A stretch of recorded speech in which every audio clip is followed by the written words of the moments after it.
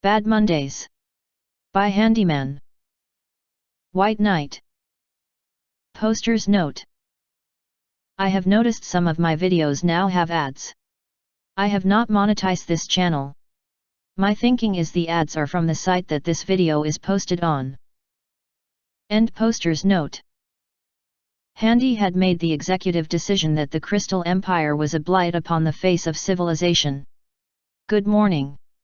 And absolutely nothing could redeem it. Handy stared blearily down at the pony behind the windowsill, who admirably kept his beaming visage up despite his otherwise nervous body language. He reached into his pocket, picked out a number of coins, and dropped it on the counter of the wall of the bakery. Kept the change, he grumbled sleepily as he stumbled off from the bakery with a disposable clay cup of coffee and some baked confection he hadn't even bothered looking at before jabbing a gloved finger at it and ordering. The crystal ponies didn't get up at dawn, oh no. They got up before it. That ordinarily wouldn't be so bad, having gotten used to the sound of roosters announcing the dawn every day back on his estate when his serfs and tenants went about their work. What was different were these iridescent fucks spending almost the entire night having a party in the street. He didn't know the reason. He didn't care to find out. He was mostly just grouchy that yet another occasion of the magical wave of singing that infected all and sundry had washed across the city he happened to be in. It had been loud enough to keep him constantly awake throughout the night, meaning he only got a few hours of rest. The only good thing about it was at least this time, he had not felt the strange pull or urge to join in as sometimes occasionally happened when he was physically near another instance of the musical phenomenon. This time, he instead chose to keep a chair against the door of his room at the inn, the window firmly closed and shuttered, and blinded up with a pillow over his head.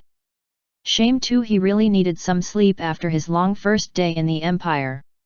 Handy had spent an embarrassing amount of time in the library the previous day, enjoying the quiet solitude, idly contemplating life and his situation. He had tried his best to compartmentalize and ignore the fact that he, once again, had barely survived an insane situation by the skin of his teeth, and as interesting as the various tomes were that he looked through, he found he could barely concentrate, and was more or less allowing the routine of taking down notes of medical and anatomical differences between the various pony races. Medicine, dear reader, was of course not Handy's academic specialty, which if you have been reading between the lines up until now, was fairly obvious. He was a man of words, not scalpels. However, you may have already surmised part of his interest in such topics given his current predilections.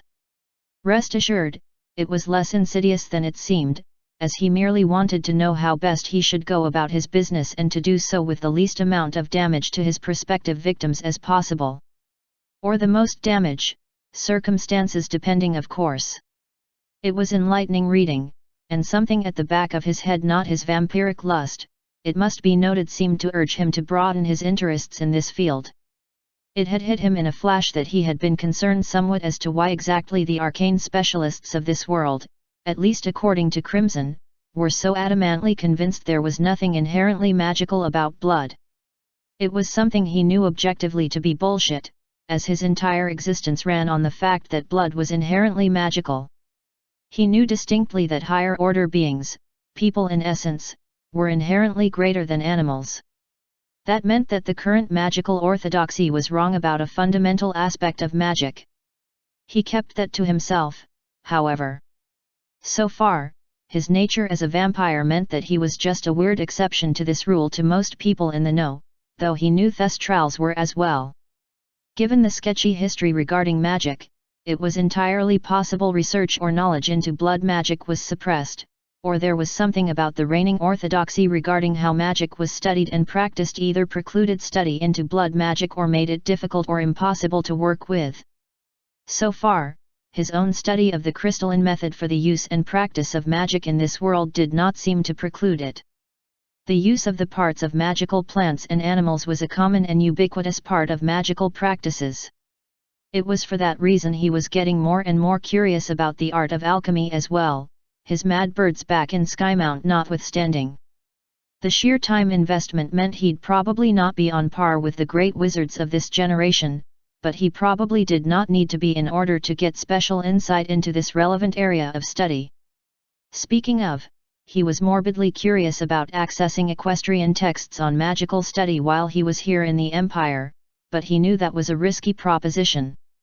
He could disguise himself, but he was under so much scrutiny that he could practically feel the scrying spells being used to keep a watch on him, on top of the guards who were still this morning shadowing him from afar. It was better not to risk it, at least for now. He took another sip of his coffee, contemplating spending the day at the library again away from these confounded ponies, at least until midday when the prince required him to attend to talk about whatever the hell was on his mind. Whatever it was, Handy would be polite and diplomatic, as he had gotten what he wanted out of this mad endeavor and wasn't keen on pushing his luck. In fact. Oh. Hello there. Yes. Handy didn't initially notice the small jumping figure from within the large and elaborate trading caravan as she called out to him. Not until the small diamond dog came running out and all but tackled his leg. The human started with a yelp as he almost instinctively reached to swat at the creature. The only thing staying his hand was the look of absolute delight on the small dog's face. Grylina is so excited to meet human again. At a loss, Handy was stuck comically balanced on one leg as he tried to shake the excited dog off of the other one. Ma'am, I don't know who you think I am, but please, unhand me. You're causing a scene, he decided to say, noticing the sudden looks of the curious crowd at the outrageous scene, and the sudden flurry of activity by the small cadre of guards shadowing him at a distance. Please, if you could just, let go. Eventually the dog complied but was still visibly excited. Now that he got a look at the diamond dog, Handy saw she was a relatively young one.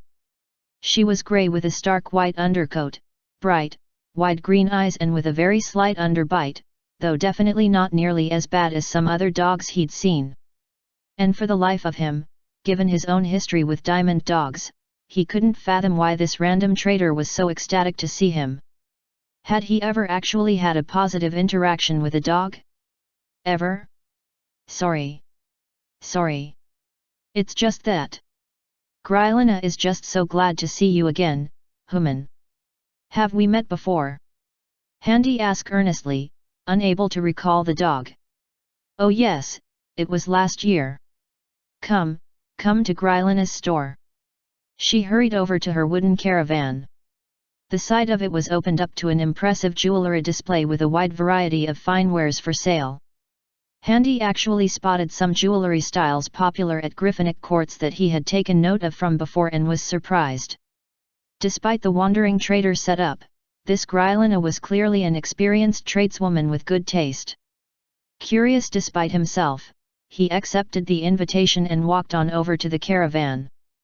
His senses picked up the guards maintaining their positions but clearly agitated by the new development. He hoped this Grylina liked having the government unduly interested in her business. It was her fault for loudly proclaiming to the world she was so excited to see the clearly dangerous and conspicuous agent of the crown of Gethrenia for all the world to hear. So for that reason, if nothing else, he was obligated to find out exactly how she knew him and whether or not he was safe in ignoring her from then on without compromising himself somehow. Grylina hurried into the caravan itself. When Handy did not follow, she popped up from the side and waved him even closer. Handy gave a surreptitious look behind him before acquiescing and leaning over towards the door at the side of the caravan. After, Grylina carefully placed a weighted sheet over her wares with bells along its rim, the idea being if something more serious than a light breeze disturbed them while she was inattentive, it'd create such a racket as to immediately draw her attention. We're so glad to see you again. You have been of great help to Grylina. She clapped her paws together. Handy, now genuinely confused, was forced to ask further. I apologize, but I'm afraid I don't remember you. Oh, well, that make Grylina sad. She deflated slightly before immediately rebounding with endless enthusiasm. But that okay. You still help.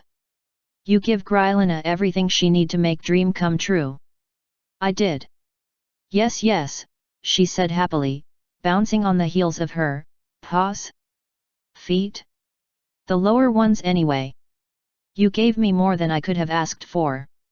All for my bad stones. Bad stones?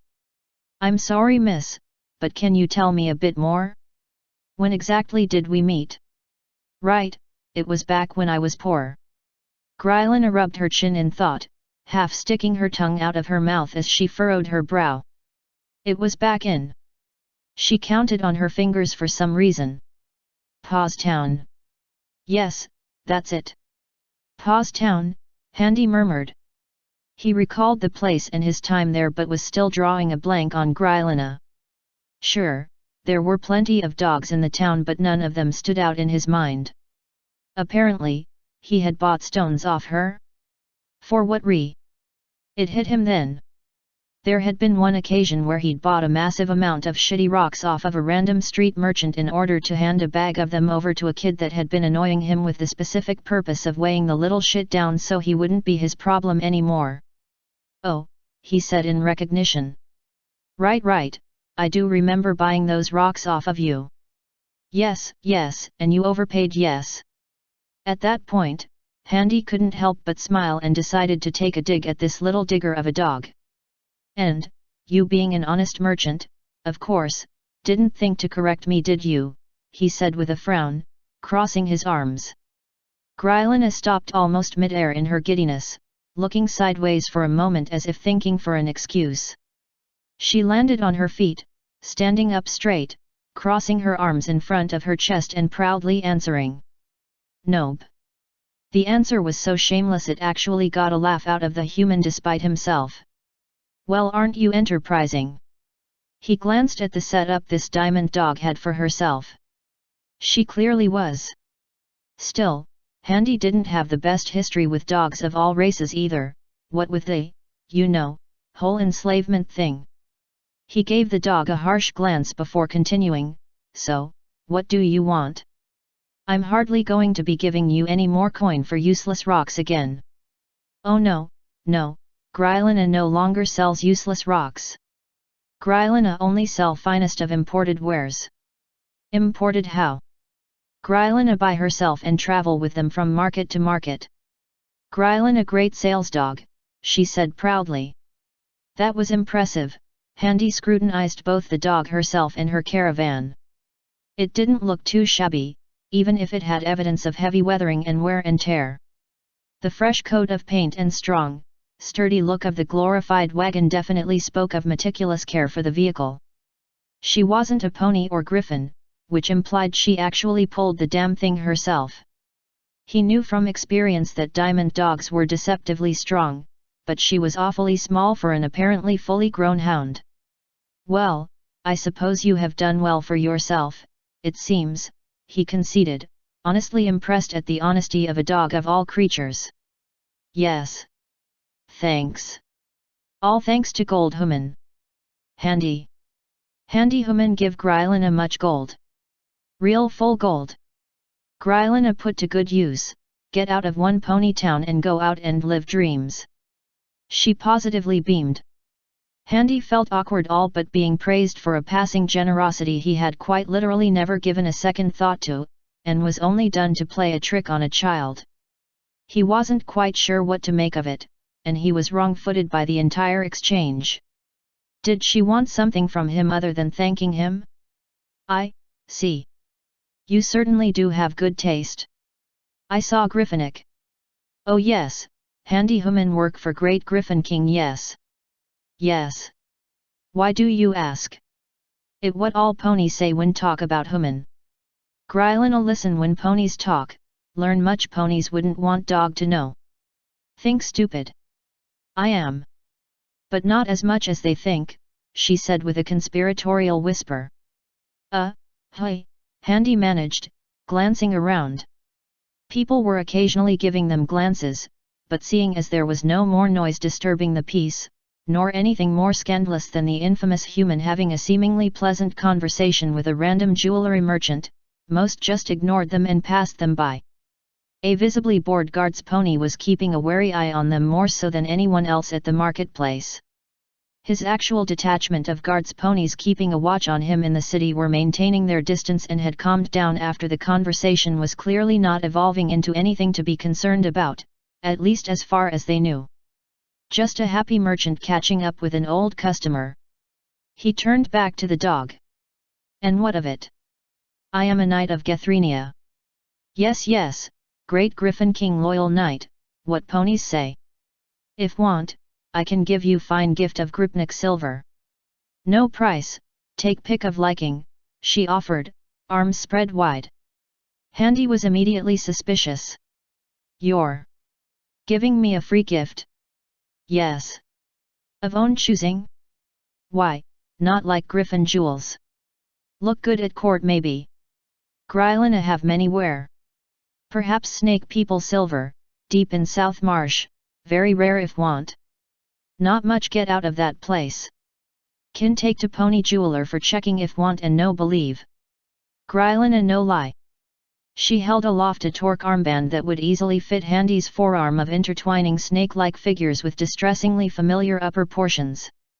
Grylina sensed he was a hard sell, even if she was willing to give him a literal free gift, and she clearly wasn't taking no for an answer. Perhaps see pony pearls. Bitches love them, make great gift. She changed tactic and held aloft a rather stunning necklace of the brightest pearls one could imagine. Handy started at the phrasing and thought she was taking the piss. After a moment, he realized she was literally a dog, so she was clearly referring to the female sex in a manner appropriate for her race and decided not to comment. Okay way. Maybe not appropriate. Grylina should not make assumptions about marital state, she said thoughtfully, rubbing her chin in thought. Hey! Perhaps some zebrakin. Just stop. Handy said desperately, a bit overwhelmed by the enthusiastic hound's sales pitch, even if it wasn't supposed to cost him anything. Look, he sighed and rubbed his eyes, looking over his hand at the excited face of the dog. Well, free shit was free shit, who was he to say no? Maybe. Anything Griffinic. Yes, of course, like I first said. Right, I dunno. Do you have any talon rings? He suggested. Having acquired 2 pairs of apparently magical amulets from the dragon's hoard, why not have something he could actually wear on his hand? Oh yes, plenty. What kind takes fancy? Please come look. She gestured for him to follow her into her caravan. He hesitated slightly but eventually followed, taking careful notice of everything as he did so. The interior was a surprisingly humble affair, with many of Grylina's wares neatly stacked into well-organized boxes. Well, organized for a dog anyway. The boxes had the weird, slapdash construction he had come to expect of dogs, unlike her caravan itself, but otherwise labeled and clearly categorized in the dog's unreadable script. It wasn't another language or anything, she just had terrible handwriting. A short ladder led up to a nook near the ceiling with a hammock where she clearly slept, a cast iron stove in one corner for cooking, with piping letting the smoke out the side of the wooden structure. A desk and ramshackle stool dominated one side, with innumerable tools and magnifying glasses, betraying its nature as a jeweler's workshop. Grylina pulled out a small box from under her desk and placed it on top. Taking off the top revealed several immaculate rings neatly placed in a soft foam-like substance and polished to an impressive sheen. Handy was briefly awed by the beauty of the objects, the stunning metalwork and craftsmanship, the glimmer of the precious stones decorating their surfaces, which only magnified when Grylina continued to lift more layers out of the box, revealing 3 full sets of a dozen rings each for display on her workbench. She proudly put her fists on her hips and stuck out her chest, pleased at what was evidently her workmanship in the maintaining and presentation of her wares. Handy still said nothing, simply standing crouched in the tight-fitting space and taking in the sight of the jewelry. A part of him, his natural greed and desire for fine things, was overjoyed of course, but it was silent at the moment, stunned by the beauty of the presentation. He eventually came to his senses as his eyes drew across one of the rings. It was much simpler than the others, and unlike most, it bore no precious stonework. No gems, either the grown variety that were of much less value than those mined from far underground. Its metalwork was also much simpler. It was a golden band of metal, with the center band of the ring hollowed out to emphasize the embossed central design of simple script work in Old Griffinic which he still couldn't read, with the intervening spaces between the gold filled in with hammered copper.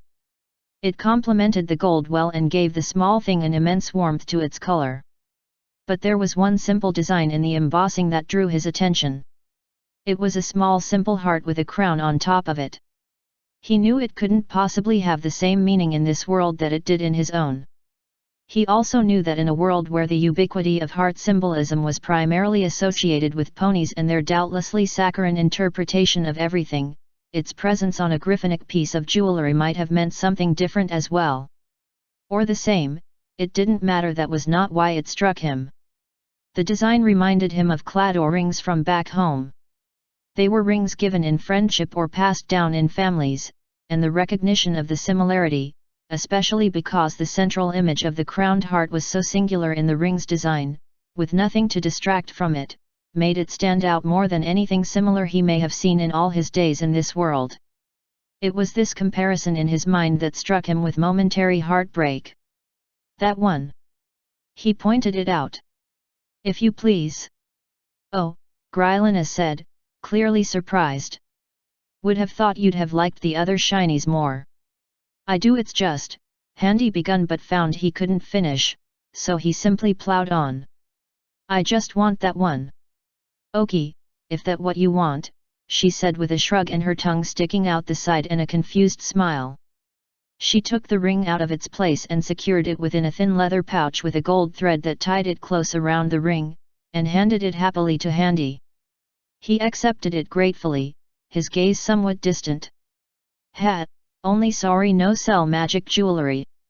Too much regulation, Grylina said apologetically. Handy nodded somewhat absent-mindedly. Tried to sell bad stones as jewelry when first had stall. Did not work. Wizards said bright stones go splode when they tried. What? Handy said, suddenly shook out of his reverie by what she said. What did you say they were? What were what? Grylina replied. The bad stones, you said you tried to sell them as jewelry first. Oh yes, no good, ugly rocks, but dug out of mines so thought maybe good for magic.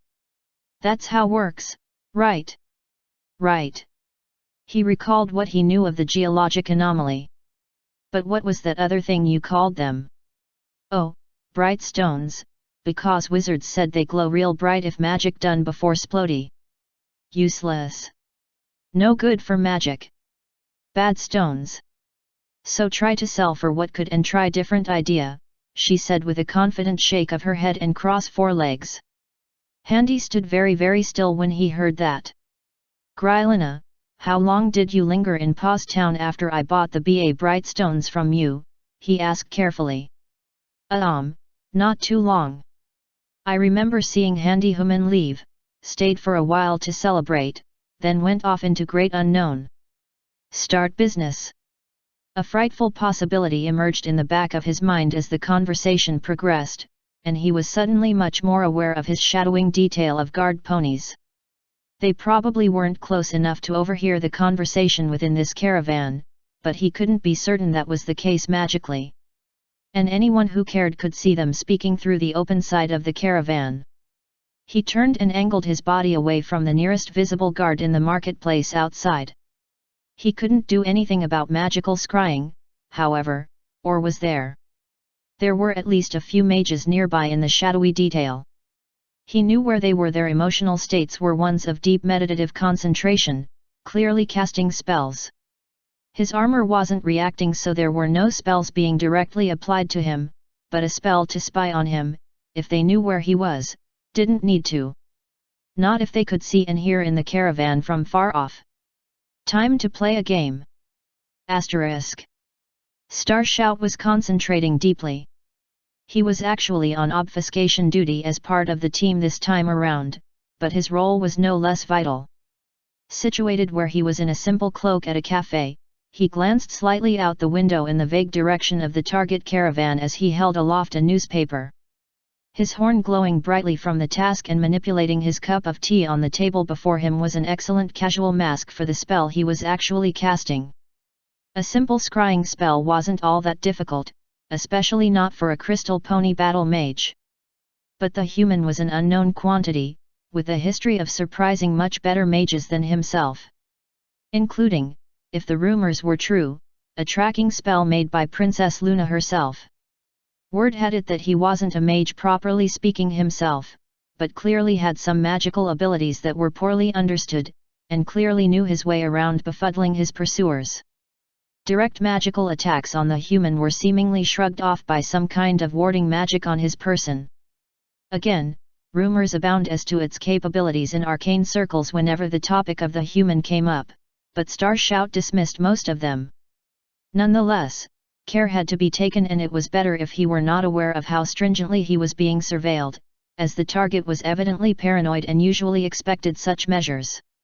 If his conversation in the library with the deer was anything to go by, he was right to do so. So far, he hadn't done anything to arouse too much suspicion beyond a worrying interest in medical textbooks. The diamond dog suddenly tackling him from nowhere had caught every pony unawares, including the human, but despite initial concerns, there didn't seem to be any likelihood of civil disturbance, so no intervention was deemed necessary. He, like the rest of the mages involved in the operation, got back to their assigned duties. In his own role, he was tasked with casting a spell of interference to obfuscate any detection of penetrating spellcraft by interfering with the winds in the neighboring area. Any unicorns in the vicinity would detect a slight wobble or difficulty in their normal routines of using magic for daily activities. This was necessary for the others in their group to facilitate further obscured ranged scrying of the exact location around the human. One was to focus on sight, the other sound, and a third relaying between the three to keep them in harmony. This was easily one of the most inefficient methods of scrying, but it was also the most secure, as it was borderline impossible to tell what was actually happening magically unless you knew what to specifically look for magically. And the intricacies involved essentially meant the information from within the spell's zone of activity operated on a delay from what was actually happening by a minute or two. Still, it worked, as the human had no method of knowing the spell's effect on him, precisely because it wasn't affecting him. So far, his conversation with the diamond dog was proving unenlightening and dull, even if it was somewhat charming to imagine, especially seeing the human himself so put off by the situation. Apparently, the diamond dog was grateful for something the human had done and wanted to reward him with a free gift of jewelry. Getting free diamonds from a diamond dog was no mean feat, but it was also nothing special either. The last he knew of what was occurring within the caravan was that the human had pointed out a specific ring he wanted. That was around the time, from his perspective, he first heard the voice. "So that's how you're doing it." Starshout sputtered the coffee all over his paper and whirled around, immediately adopting a combat stance, sending his chair flying behind him and flipping over his table. The sudden outburst elicited a number of gasps and shouts of surprise from the other patrons of the cafe as his studied gaze jumped from one potential adversary to another, his horn ablaze with a glow as protective wards were activated and sweeping analysis was rendered of his immediate surroundings. Nothing. He could have sworn the human himself had been right there beside him, speaking in his ear as clearly as if he had been standing there himself. "Over here!" Starshout spun and fired off a blast at a wall, burning a menu on the wall and causing a picture frame to fall from the wall and shatter on the ground. A mare behind the counter screamed and fainted. Several more patrons, initially stunned by the warrior mage's outburst, suddenly fled from the cafe. "Getting a little agitated, aren't we?" the human mocked, this time the voice coming from a spot right behind his ear. The unicorn jumped up onto the counter to his immediate left, cracking the glass divider between the public and the poor selection of pastries and chocolate goods for people to enjoy with their coffee, a newfound luxury in the Crystal Empire, not all that well known or prevalent a millennia ago. The remaining staff behind the counter followed their patrons in fleeing the scene from the apparently mad pony, crying for the guards. Star Shout didn't pass any mind to the civilians, nor did he respond to the voice's most recent agitation. Oh, now you decide to take proper stock of the situation? I see, I guess you're not a moron after all, Handy spoke, though his voice seemed to be coming from the very walls themselves. Star Shout looked around him carefully, extending his arcane senses, trying to find the disturbances in the winds of magic about him that would betray the origin of the spell. Had the human managed to sneak out from under him? Impossible. Oh, you think you have me? That's adorable. The human evidently guessed the lines along which his opponent was thinking. While you and your cohort thought you were being quite slick, you never paid attention to the obvious deception. What deception? Star Shout demanded, running through possibilities in his head. The others would be wondering why the hell he wasn't keeping up his part of the ritual spell, and he knew it was compromising to their mission to be distracted like this, but it was an unprecedented complication to have the human use an as yet unassessed ability like this. What was going on? The human chuckled. You were so busy trying to make sure I wouldn't notice your little spying ring around me that you didn't consider the obvious. I was never there to begin with. Star Shout eyes widened, even as a gaggle of guards' ponies entered the cafe shouting, demanding the surrender of the battle mage. Star Shout turned and bellowed his rank and authority, stopping them in their tracks, and immediately sent an arcane message to the other mages in the contingent. Taking out specially prepared cloths and inscribing a runic symbol on them with the mage's intent inscribed within, he sent it off to them as he bounded off the cafe counter, rushing his way through the guards' ponies and rushing down the street. Though he wouldn't discover for some minutes later, what had happened to Star Shout had occurred to each mage in the circle around where the human was thought to have been, and similar scenes were occurring to each of them, much to the confusion of the mundane guards in their little coterie. By the time Handy was done, the entire magic circle was in absolute chaos, and the spell was well and truly foiled. All without him having to harm a hair on anyone's head. Asterisk. Handy let go of the medallion and removed his hand from the pouch on his belt where it was held, closing over the flap and securing it once more. The small amulet of intertwining leaves with an inset amethyst was one of the prizes he had gained from the dragon's hoard. It was a stroke of inspiration that came to him to use it in conjunction with his ability to sense where people were in relation to him. Previously, he had used it to screw with Spike and Whirlwind back in the Dragon Lands, and knew he could use it on people even if he couldn't see them, what with them being in a thick smog at the time. It seemed his assumption that he could use it at distance so long as he knew where someone was in relation to him proved correct.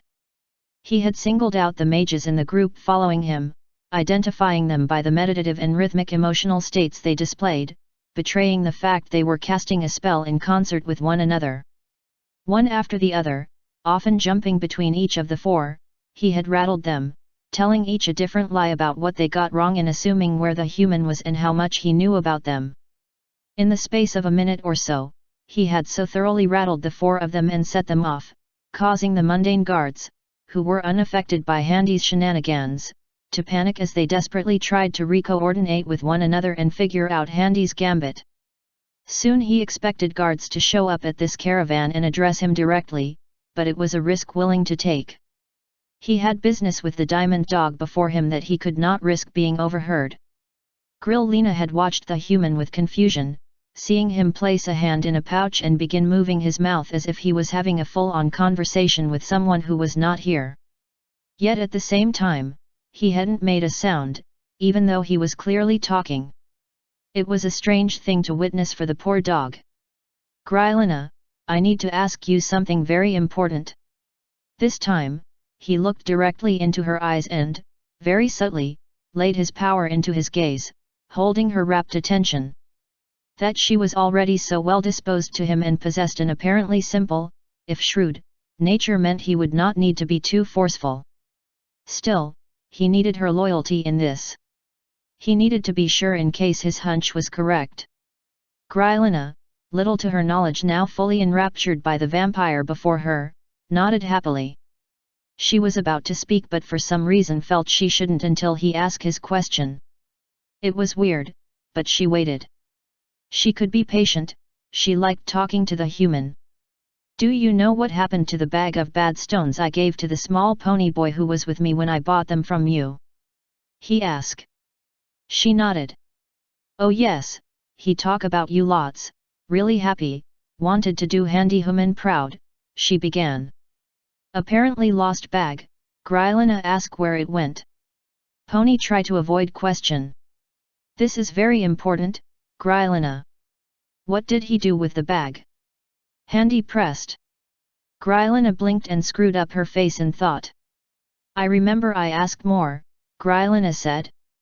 Pony boy be tight-lipped but eventually say he try to do human favor. He thought rocks were special and magic, like handy human said, she continued. He was sad because rocks brittle, broke very easy every time he move bag. Handy vaguely recalled the incident. The second the pony had tried to drag the bag, he'd heard several of the brittle gems shatter. It was funny, he remembered, but now he wasn't laughing. But they broke, right? He asked to confirm. Grylina nodded. Oh yes, gems very brittle, broke as soon as you toss them in sack. Pony boy broke them more until nothing left but lots of dust in a bag, she said with a throaty, doggy chuckle. You said he wanted to do me proud. Handy continued, but he broke all the gems and when you saw him next, he didn't have the sack, right? Right. So what did he do with it? He insisted, suspecting the answer based on his experiences in Paws Town. He snuck into blacksmith Pony's forge, tells you told him he would know what to do with gems when time was right, she explained, scratching her chin. Dumped sack over handy human armor while still hot when Smith Pony put in separate room. Bunch of weird plants there, Pony boy say, growing around purple crystals. Purple crystals? Handy ask. Glowing ones. He know what they were, couldn't say. Grylina didn't really care though. Not her rocks.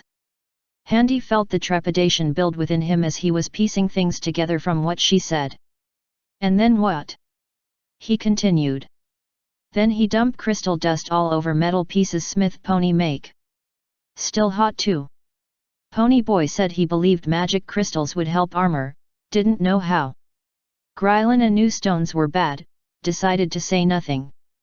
Handy human had already left by time Pony boy say truth. Handy stood there dumbfounded.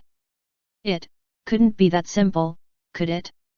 Could it really have been the careless actions of a foolish, hero-worshipping young boy that had accidentally given Handy the greatest protection against magic he could have asked for? He raised a hand to his head as he suddenly felt a bit dizzy. The sheer improbability of it all. The useless brittle stones he had well and truly overpaid for by a wide margin was possibly the single most important purchase he had ever made in his life.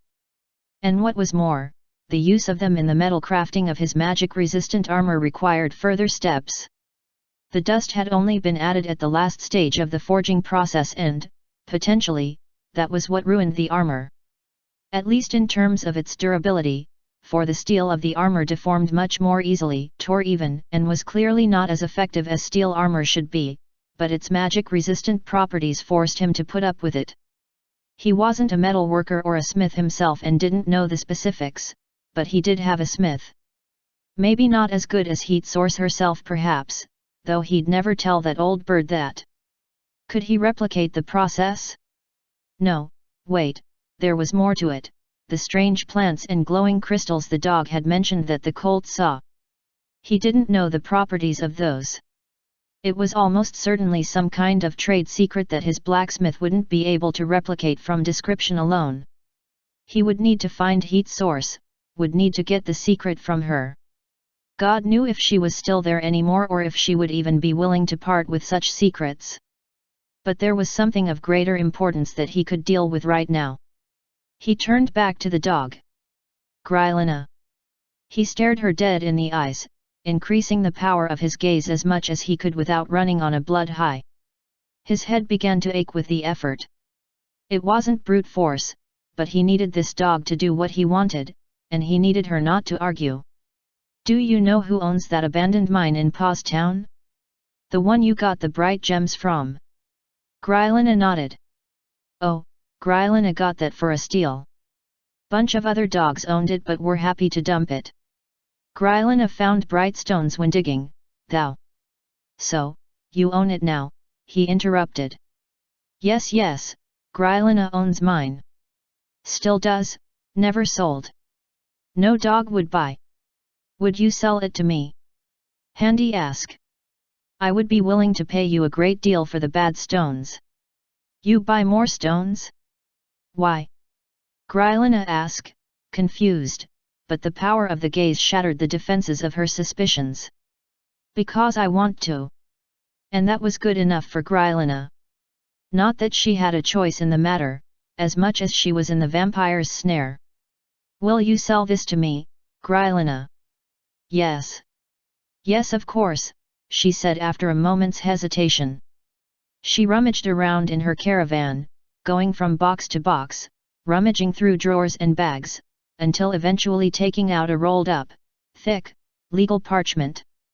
Handy looked over it and crossed out the names and paw prints of the previous owners.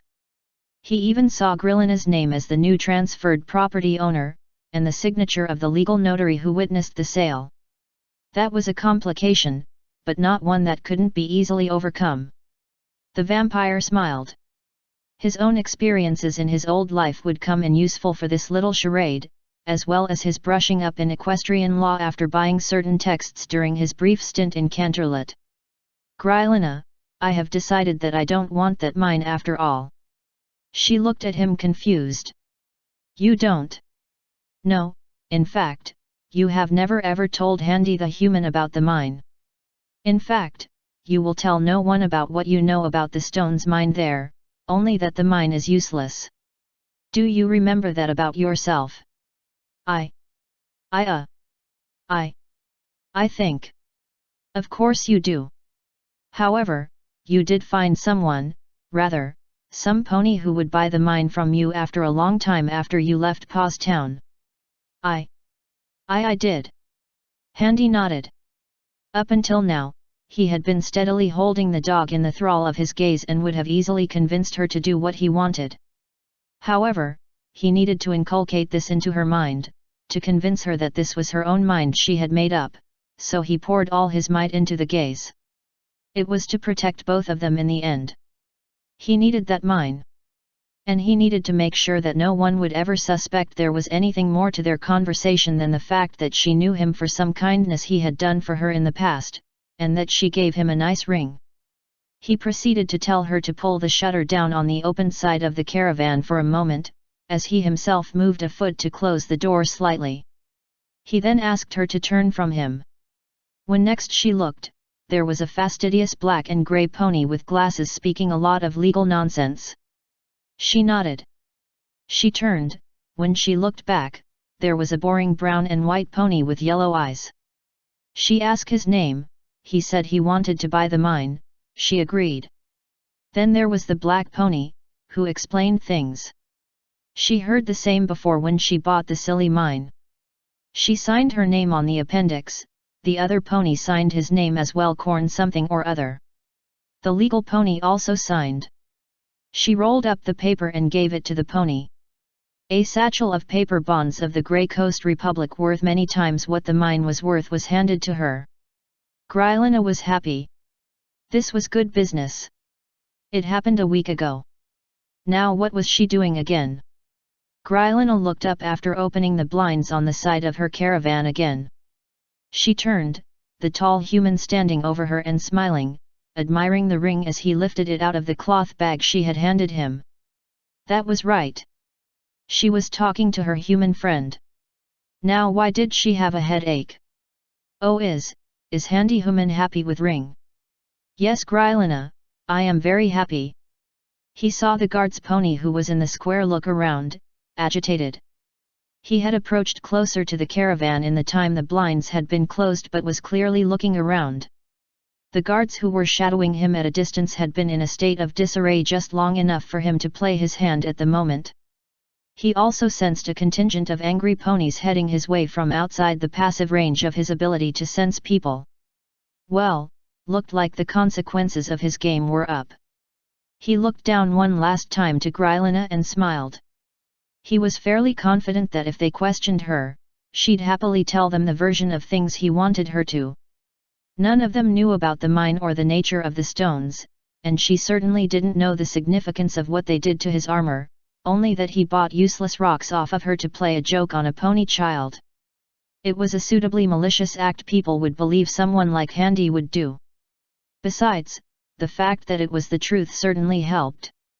He took off his glove and placed the gold and copper ring on his right ring finger and admired it in the sunlight as he bade his farewells and exited the caravan. He was greeted by a contingent of royal crystal guards. 2 of them even held banners which fluttered in the wind. The one at their lead was, surprisingly enough, another familiar face to him.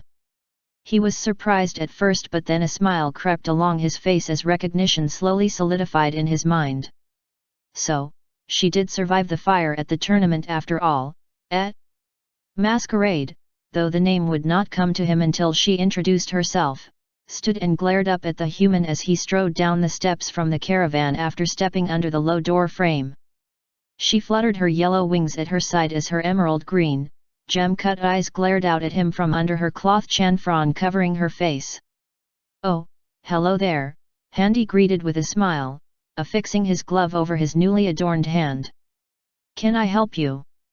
His Royal Majesty, the Prince Consort Shining Armor of the Crystal Empire, cordially invites Baron Handy Haywatch of the Kingdom of Gethrenia to attend luncheon with his royal person, she ordered more so than spoke.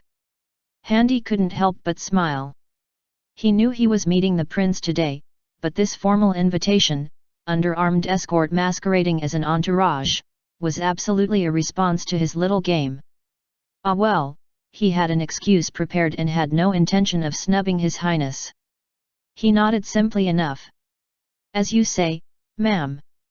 He spoke with all due deference and respect, his normally gruff demeanor uncharacteristically discarded, given his little victory that morning. He also gave nothing away at all that he recalled her. "Do give my apologies to the guards who were in my security detail. I hope I did not cause them too much undue distress." Masquerade's eye twitched slightly at that, but otherwise her demeanor was as calm and professional as before. She stood aside as the guards took up a polite if closer than expected formation around the guest of the prince. Asterisk. The chewing was getting on his nerves. They were seated at an outdoor courtyard high up in the parapets of the castle, with a commanding view of the entire city and the surrounding wastelands around it. Handy had briefly got caught up in admiring the sight, both the sparkling majesty of the city itself and how it contrasted sharply with the docking towers and the practical swarm of airships moving to and fro. Small dark plums on the horizon betrayed the snaking trails of trains in the distance, and all of it, far from being incongruous, created a strange, almost liminal experience of contrasts working in harmony to create a unique vision of this snow-trapped city-state. Munch, munch, munch. All spoiled by His Imperial Majesty's most august table manners, of course. He had been led to the palace and up to this courtyard where a quaint metal lawn table dressed in an impressively sewn tablecloth of repeating floral patterns waited for them. They were served with a multi-tiered plate of various sandwiches, all vegetarian, along with a selection of different coffees and teas to choose from. Having had his morning coffee already, Handy elected for a kind of southern brew for a tea. It was something called bridawan, which was apparently cultivated from the leaves of a desert plant. Its taste was neither sweet, nor bitter, but some indescribable intermediary between the two that was both rich and flavorful. The smell filled his nostrils and reminded him of a curious mix of roasted chestnuts and sun-baked stone. It was wonderful, and Handy found he rather liked it. His Imperial Majesty, Prince Shining Fucking Armor, slurped down a gallon of black tea and half a dozen sandwiches after exchanging initial pleasantries with Handy with all the politesse of a barracks grunt 6 tours deep in a trench who had been starving for 3 weeks. It was honestly almost impressive. Handy, too used to the practiced airs, poker faces, tense negotiations, and courtly decorum of previous experiences and his own expectations, was utterly caught off guard by just how violently blasé the prince was about table manners. He knew to expect any amount of disarming and social maneuvering tactics from royalty, given he now had an embarrassing amount of experience with it, and had chalked this up as another one. He was reminded of Celestia's silent treatment with her tea set, and the thought crossed his mind that the prince was doing this to unnerve him somehow. But the more the lunch dragged on, the more evident it was the prince was just nakedly enjoying his time, scarfing down sandwich after sandwich, cup after cup, uncaring for conversation. After some time, Handy learned he was just going to have to reciprocate, and so he poured himself a cup, helped himself to a few sandwiches, and tried his best to enjoy the scenery. Munch, munch, munch. As much as he could anyway. Eventually, the prince finished his gluttony and let out a very unmannered belch.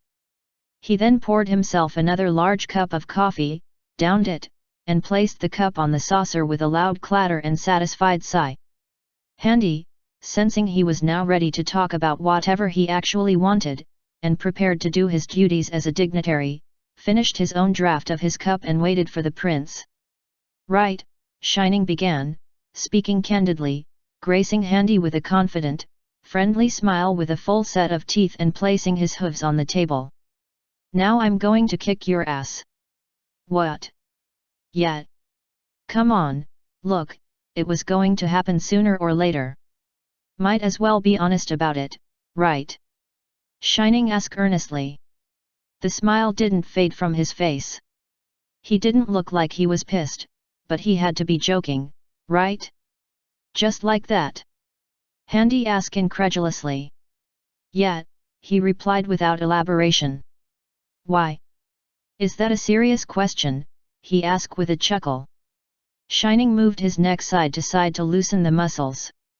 Handy let out a disbelieving breath. I'm sorry, Your Highness, but I don't think it's appropriate. Oh, who cares? You're telling me you're afraid to get your hooves dirty. Hands. Whatever. I'm not about to hurt a royal. It's adorable that you think you can hurt me, Shining said with a laugh. This was idiotic, the prince had to be fucking with him. He came all this way and on the best pretenses. He was not going to be duped into starting an international incident over nothing. Have you lost your mind? Handy asked in all sincerity. Nope. Just cutting to the chase, the prince said before sitting back in his chair. Look. Handy, let me be frank. Handy studied the prince, looking him in the eye. There were two crystal guards watching over the lunch, neither of them betraying any sign of surprise, indignation, or even concern at the prince's challenge. Their emotions were level, and even as far as Handy was able to discern, the prince was agitated slightly, which made sense given he had just challenged someone to a fight and earnestly and honestly looked forward to it. Handy couldn't find a trace of deceit neither in his body language, his words, nor his heart. It was actually a bit unnerving. You messed with my little sister. You extorted her for your own gain, exploited her naivety and inexperience with your honeyed words and nefarious intentions. That. I literally could not care less about whatever political dogshit you're about to spew to defend your actions. I don't care, and I know you don't really believe whatever principled stance you're about to take to justify your shameless behavior, Shining said seriously. He met Handy's gaze fearlessly. Handy sensed that if he even tried to manipulate the stallion with his gaze that it likely wouldn't work, and might even just anger him further. I have to play nice, I have to play politics, but I don't have to pretend I can't abuse my power to do the right thing. And the right thing is? Handy asked, getting annoyed despite himself at the accusation of being unprincipled. That rankled. Beating your sorry ass. I know you hate ponies for whatever happened to you. Fine, whatever, but I don't have to forgive you for being cruel to a mare who doesn't deserve an ounce of your hatred for her. I don't hate Twilight, Handy clarified. You literally demanded her blood. Shining countered and let the accusation hang. It was true, and he just admitted he didn't care about any justification. Listen, I'm going to be fair, no pony's going to know about this. Not my wife, not Twilight, not Celestia. And if you win? Fair's fair, I'll never make an issue of it again. At least this time. Handy stared and listened. And if you win, then I get the satisfaction of beating the shit out of you, the stallion confirmed. Handy noted the vulgarity of the soldier prince's language in comparison to most ponies he had encountered. It was refreshing. Is that all? Why would I want anything more? Shining confirmed with a shrug, the smile returning. That can't be it. Not all of us are that complicated, Handy, Shining said, I just want what's right. I can't get that any other way right now. So, you're not leaving here without giving me that much. I'm not going to fight you, Handy insisted. Yes you are, and you're going to like it, or what? Are you going to whine back to your king that the big bad pony prince beat you senseless while you curled up on the floor without standing your ground? What are you, a mare? Shining goaded. It worked. Handy ground his teeth. He knew nothing about this prince, and realistically didn't have anything against him. His words burned at his pride. Goading him into a fight was foolish. At any point he'd be swarmed and guards. Shining Armor spoke, and Handy immediately got up from his chair, expecting an attack. Please make sure we're not disturbed. And at his command, the guards did just that, leaving them alone in the courtyard. Handy extended his senses. His head felt like it was burning from the overextended use of his extrasensory abilities in coordination with his use of his amulet. Sure enough, within a few minutes of tense silence, in which the prince did not so much as deign to get up from his seat, the various guards he had sensed near their section of the castle started moving further away. None he could tell were casting spells, at least not obviously. The ones in the air were keeping their distance as well. Handy looked at the prince in the now deafening silence of the empty courtyard. The wind tugged at their clothes and hair. It was obvious by now this was happening whether Handy liked it or not. There was no matter of life or death here, there was no political ambition or subterfuge, there wasn't even anything material to gain by it, only settling a supposed matter of honor. A brother standing up for his sister's honor against a perceived cad, a senseless and foolish point of pride. He had to admit, he almost smiled at his own hypocrisy. You have no weapon, Handy pointed out, allowing his stance to appear relaxed though his hand hovered near where his hammer hung. Shining smiled. I don't need one. Handy nodded, noting from the horn that the stallion almost certainly knew some battle magic. That and he was a rather big pony. You also don't have any armor. Shining laughed and pushed away from the table, and hopped from the chair. It's in the name, Handy. I am armor, the stallion said as he stood across from Handy, who by now had also moved away from the table. You really think I honestly believe this is all you want out of this? Handy asked seriously, trying to once more discern what was really behind this sudden aggression. I don't care what you believe, Shining answered. Sure, you did my sister an honest favor, you helped save my friend, little Spike. And this is your gratitude. Let me finish, but you did it after treating my sister like dirt. And you're coming away from this with, what? A massive pile of money, honor, and glory for your king, and Spike as your errand boy for a full year? And you think I'm just supposed to sit there and do nothing at all about that? Yes, Handy answered arrogantly. Shining Armor laughed. Would you? I don't care. Handy shrugged. I didn't think an equestrian royal would do something this drastically stupid. You're talking to a stallion who threw his wife off of these ramparts like a weapon to win a battle. You don't know a damn thing of what I am capable of. Handy was momentarily stunned by the pony's admission. Absolutely nothing about him betrayed any insincerity of his words. He now seriously considered his situation and just how adamant this prince was. This was nothing like the arrogant coward blue blood he had dealt with way back in Canterlot. This wasn't some spoiled princeling agitating for an easy social win who needed to be humbled, nor was it some experienced chess player of the political game that Handy could maneuver his way into making a deal with to placate or buy time. This was simply a brother looking out for his sister, and it occurred to Handy that the only reason something more drastic had not already happened to him was precisely because he had actually fulfilled his promise to Twilight and had helped resolve Spike's problem. And for that, Shining only wanted to beat him. A part of him respected that. So, Handy began. No hard feelings over spoiling your guard's fun earlier. No harm no foul, Shining confirmed. It's rude to spy on guests, Handy goaded, his face stern. You're no ordinary guest. And we didn't actually interfere in your day, as it was. My point stands, Handy insisted. Would you not have done the same, back in Gethrenia with your spies? Shining asked. Handy had no reaction to that, but that was a fascinating admission. He recalled that the ponies were under the mistaken impression that Johann had made the human, his shadow, into his own spy master. It was a farcical rumor that Sunderclaw had revealed to him once, that was preposterous but useful for the spy master to maintain the facade. Handy couldn't answer him because he knew Sunderclaw was also keeping an eye on him and anyone else in Gethrenia worth watching, visitor or resident. Shining smiled. Anyway, I take it you're ready then. Handy took a deep breath through his nostrils once, opened his eyes, and reached behind him for his helmet, which hung from his waist under his cloak. I fail to see how we're going to keep quiet about this after the fact, he said, placing the helmet over his face. He glared at the large, white pony from the T-slit in the face of his helm.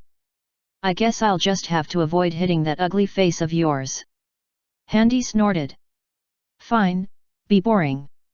Now, come and hit me if you dare. Handy didn't take the bait, slowly lifting his hammer out of the loop at his belt and hefting it in both hands, lifting once and spinning the hammer head in place as he did so. Shining snorted, his horn began to glow and he took a step forward. Handy moved.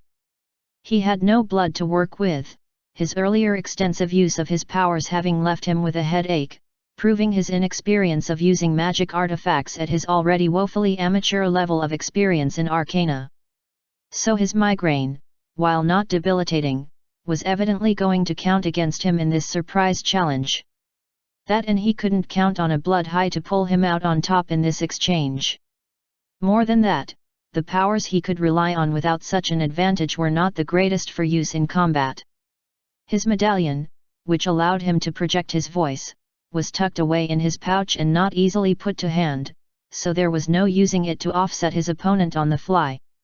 However, Handy was more than confident, even if this princeling was evidently a soldier by profession and temperament, and not some foppish aristocrat whose tongue wrote checks his ass couldn't cash.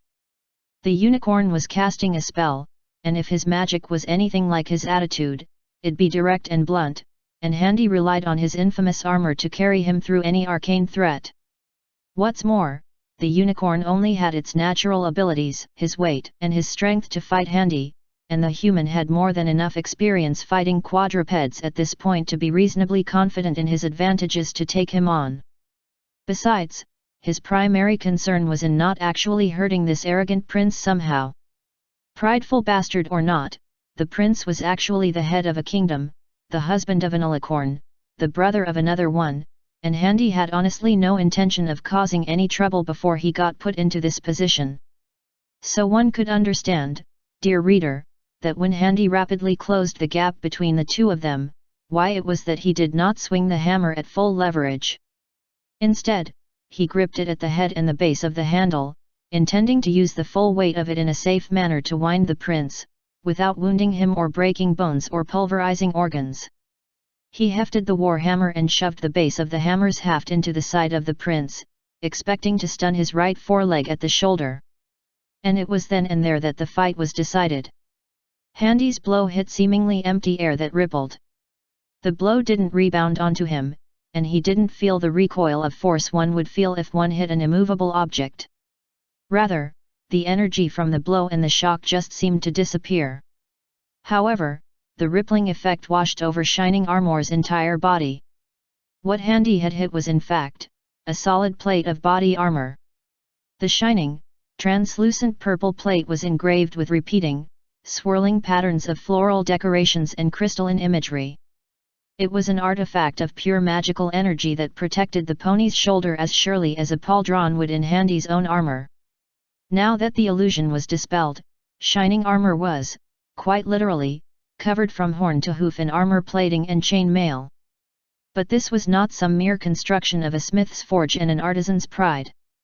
Handy, of course, was unaware of shining armor's claim to fame, or even the true extent of the utter depth of magical reserves this singular unicorn possessed, and was able to summon up akin to a god pulling an island from the bottom of the sea. It was understated, especially given the unicorn's mentality and preference for physicality, but the stallion was in many ways his sister's equal in arcane ability and potential, merely focused on different strengths. Whereas his sister was the scholar and mage extraordinaire, and whose intellectual proficiency was such that she was quite literally a once-in-a-generation prodigy, shining armor was altogether a more humble colt in his ambitions. He focused his arcane abilities in tandem with the training of his body, exercising his magical potential and blunt ability as surely as he sculpted the muscles of his body with all the care and dedication of the artisan. As his sister came to him, bursting with pride over conquering some niche esoterica and intricate secrets of the universe that required too much specialized knowledge for him to appreciate, he merely smiled, tousled her hair, and turned back to books of his own, histories of great generals and warriors of the past, epic poetry and philosophies of the ancients. As his sister mastered great arcane arts under the tutelage of her most royal mentor, Shining focused his magic to augment his military training, plunging the depths of his own potential to push more and harder, to lift weights and crush obstacles that could not be reasoned with nor cleverly worked around. And in the end, he had reached a pinnacle of perfection for a unicorn rarely attained in this age or any other. He was at once every inch the ideal warrior in heart, body, and mind, equal parts a magnificent specimen of health and strength, a keen and clear heart of impeccable character, and a keen magical insight and dedication to a simple purpose. He was the ideal of Thucydides, the warrior scholar, and nowhere was this perfection demonstrated than his unparalleled mastery over such a simple magical concept. Each part of his armor, down to the singular scale of the mail he wore under each plate, was a masterwork of a very simple shield spell. Each one was perfectly imagined and encapsulated the arcane principles of the spell on an infinitesimally smaller and more intimate level than even the greatest mages could conceive of. A single inch of the armor had enough magical potential and intricate reinforcement to handle an incalculable blow from any force and, what was more, take in the energy that hit it, store it, absorb it, redistribute it across the armor and reinforce it, utilizing it to make it stronger. And that was before Shining started pumping his own magical power into the construct. And as we have already established, dear reader, Handy was unaware that he was facing a unicorn capable of projecting a much simpler expression of the spell over the scale of an entire city and an entire mountainside. That he had done so to keep out a besieging army, and all while having a queen of the changelings draining this same unicorn of his strength on a continuing basis, day and night for who knew how long. And he still kept it up. There was nothing Handy could do to break through it, and in that horrific moment, he seemed to have intuited that. Oh! Handy breathed as his hammer rested in his hand as the fully armored Shining turned to face him, the confident smile on his face visible under the full-face helm of his arcane aegis. Shit! Shining turned on his hoof, swinging his rear end behind and bucking his rear hooves, catching Handy full on the chest and launching him clear across the courtyard, knocking the wind out from his chest.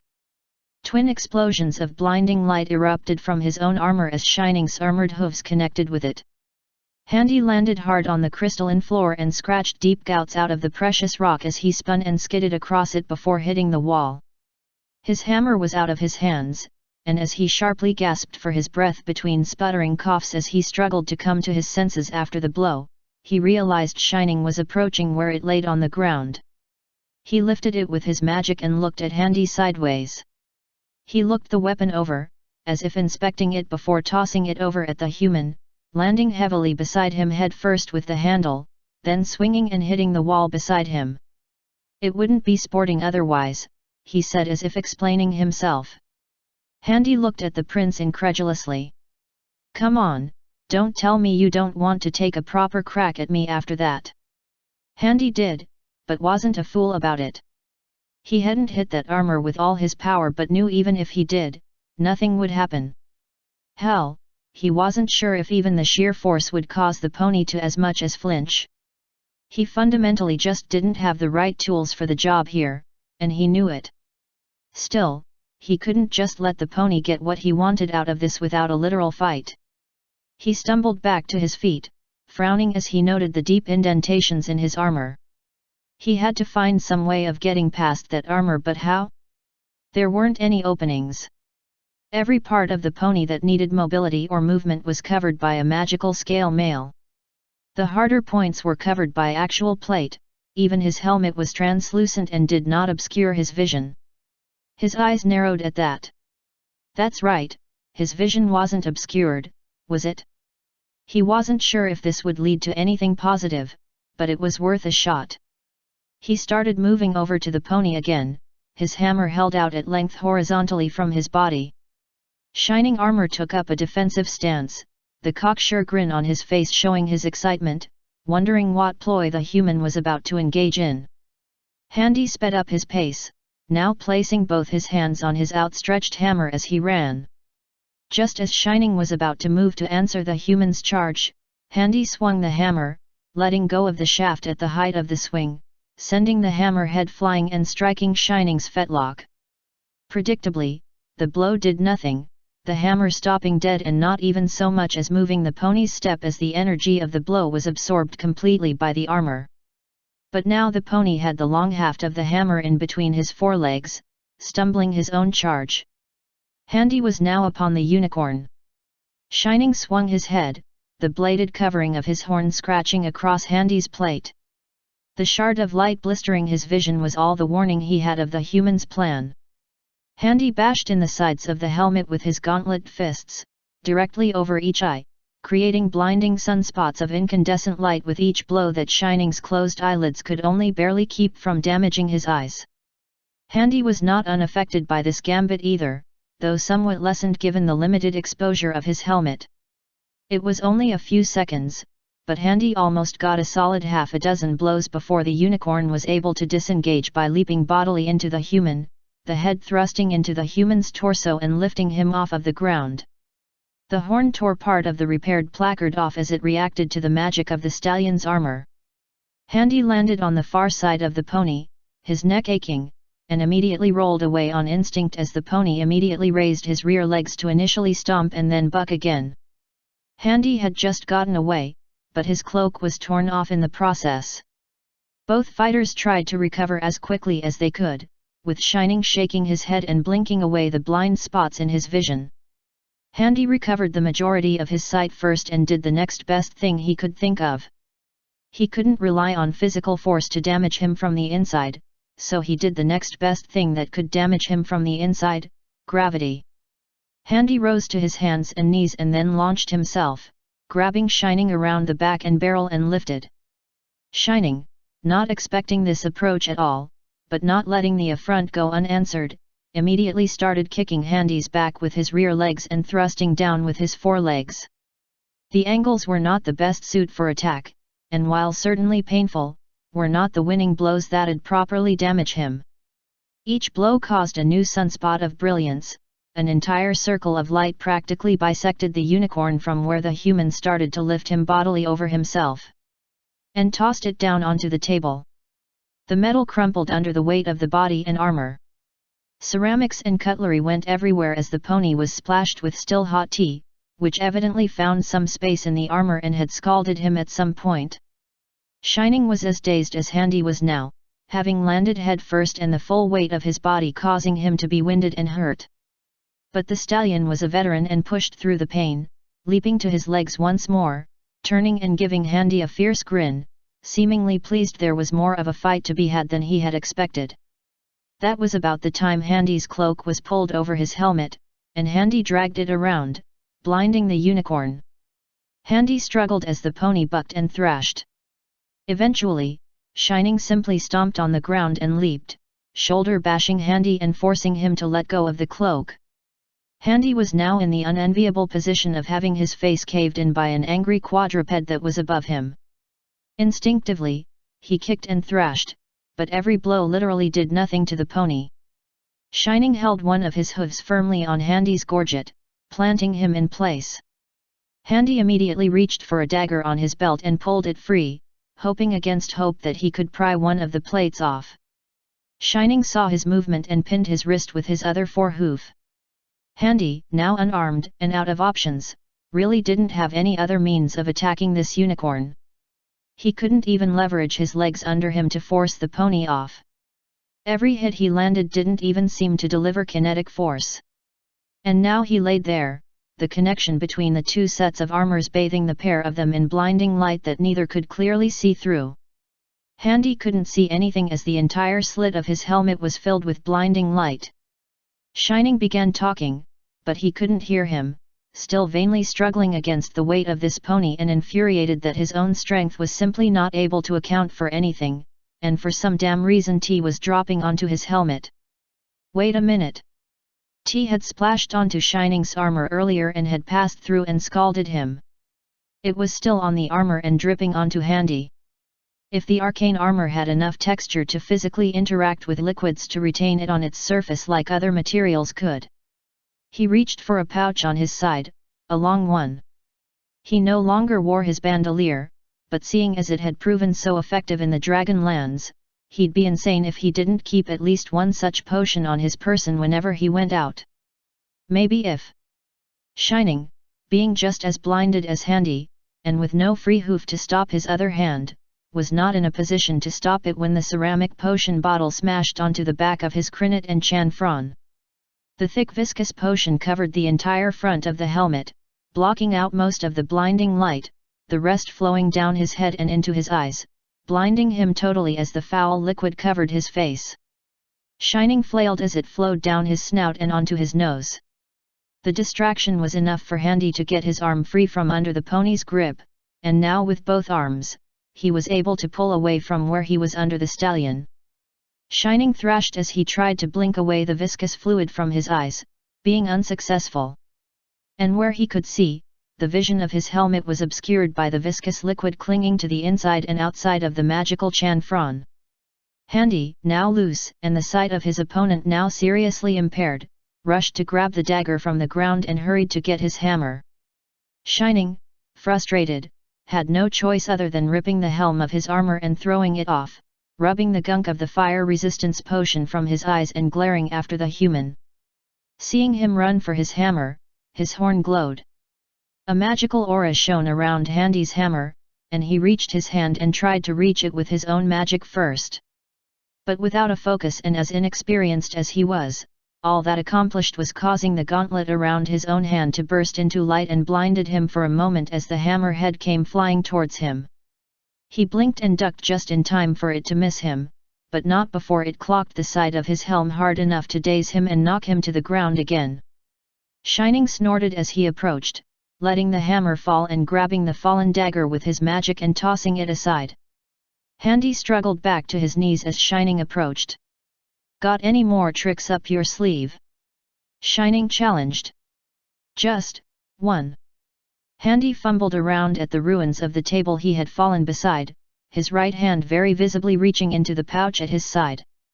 A whisper tickled Shining's ear, causing it to twitch in the direction behind him. Shining smirked. "I'm not falling for that," he said, glancing at where Handy's right hand was. "So is that where?"